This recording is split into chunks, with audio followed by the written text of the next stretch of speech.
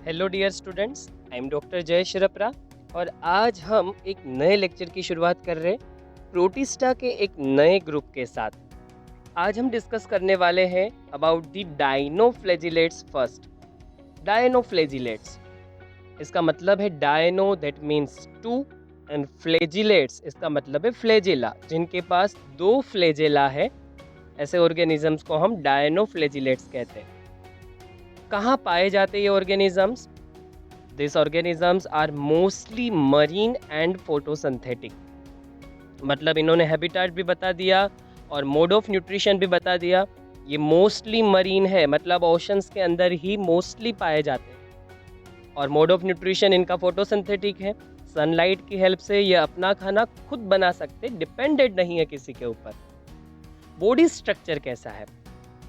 Depending on the main pigments present in their cells they show following coloured cell body. इनके cells में different different colour के pigments होते हैं और उसी वजह से इनका कलर भी बहुत अलग अलग पाया जाता है। येलो कलर के होते हैं, ग्रीनिश कलर, ब्राउनिश, ब्लू और रेड।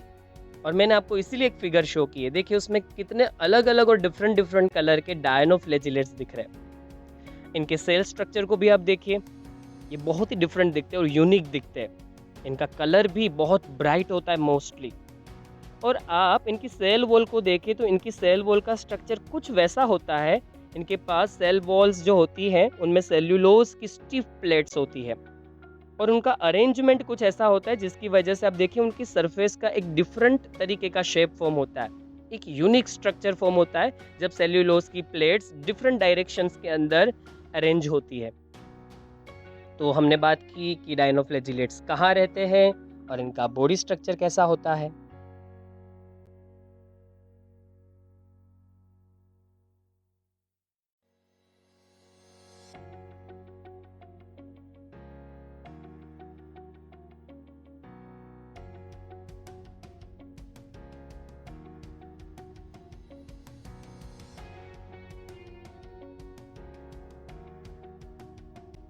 बॉडी स्ट्रक्चर में जैसे कि मैंने आपको बताया, इनके पास सेल वॉल है और सेल वॉल सेल्यूलोज की प्लेट से बनी हुई है।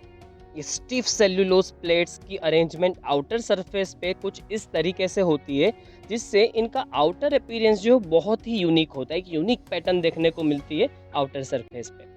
The cell wall has stiff cellulose plates on the outer surface.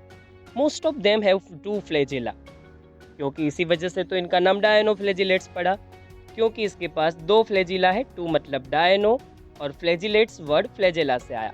आपको यहाँ पर फिगर में ध्यान से देखिए, दो फ्लैजिला दिख रहे हैं। वन लाइज लॉन्गिट्यूडिनली, एक लॉन्गिट्यूडिनल डायरेक्शन में होता है and the other transversely in a furrow between the wall plates.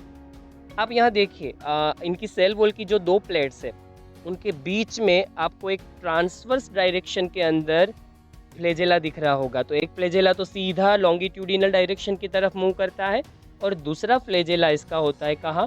Furrow, जो एक स्लीट है वहाँ पर ट्रांसवर्स डायरेक्शन में आपको जाता हुआ दिखेगा।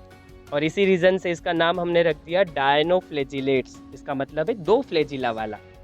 तो फ्लैजिला अगर इसके पास है तो डेफिनेटली ये मूवमेंट शो कर पाएगा। ये मोटाइल है क्योंकि फ्लैजिला इसको मूवमेंट देता है और इस वजह से ये मूवमेंट शो कर पाते हैं।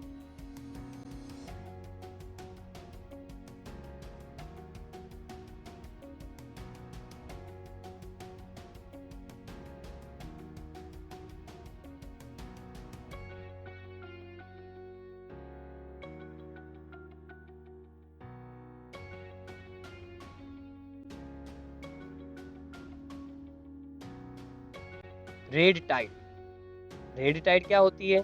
जैसे हमने समझा कि डायनोफ्लैजिलेट्स के सेल्स के अंदर अलग अलग कलर के पिगमेंट्स होते हैं और उन्हीं के बेसिस पे ये डिफरेंट कलर्स के दिखते हैं।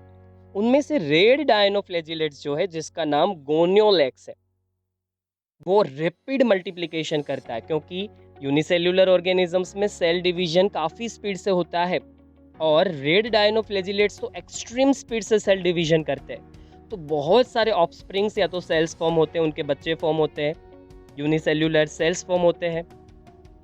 तो यहाँ पर जिस लोकालिटी में ओशन की जिस रीजन के अंदर वो सेल डिवीजन करते हैं वो पोर्शन पूरा रेड हो जाता है।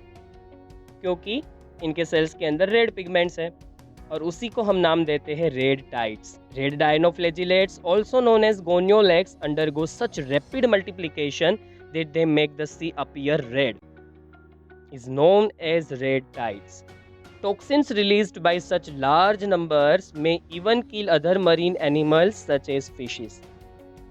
जब इनके नंबर्स बहुत बढ़ जाते हैं सेल डिवीजन की वजह से, तो इनमें से एक जहर भी प्रोड्यूस होता है, एक केमिकल भी प्रोड्यूस होता है जो हार्मफुल है, जिसको टॉक्सिन सब्सटेंस कह सकते हैं, और ये काफ़ी सारे मरीन एनिमल्स को किल कर देता है, जैसे कि फिशेस। बहुत सारी फिशेस रेड डायनोफ्लैजिलेट्स के डिवीजन्स की वजह से या बहुत सारे नंबर्स फॉर्म होने की वजह से, जो केमिकल फॉर्म होता है, जो टॉक्सिन सब्सटेंस फॉर्म होता है, उसकी वजह से मर जाती है।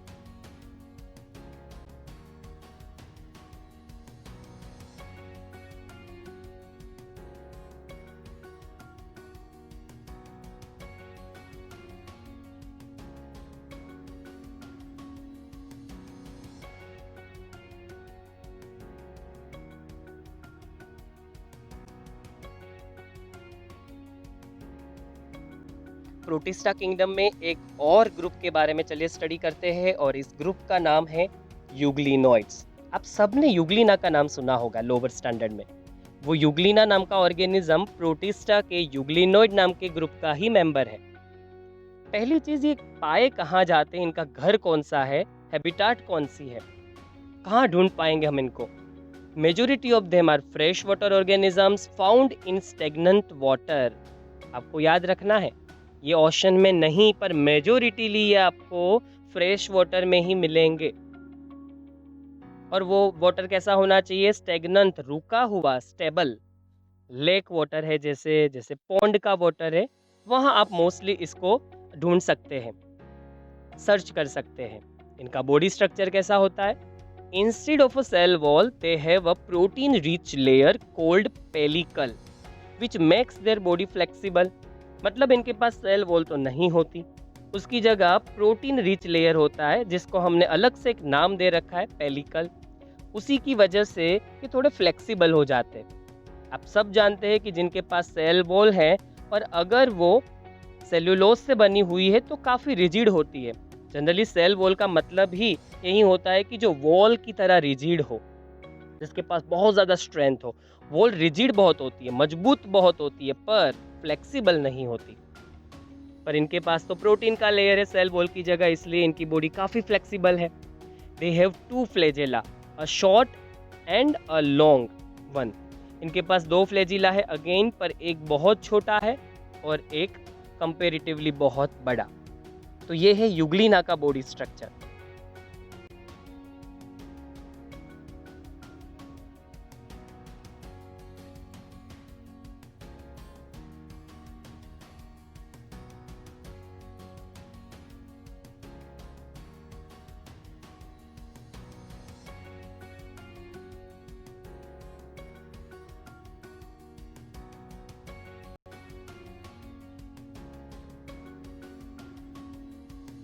मोड ऑफ न्यूट्रिशन, यूग्लिना को न्यूट्रिशन कैसे मिलता है, ये खाना कैसे अचीव करता है, इनको फूड कहाँ से मिलता है।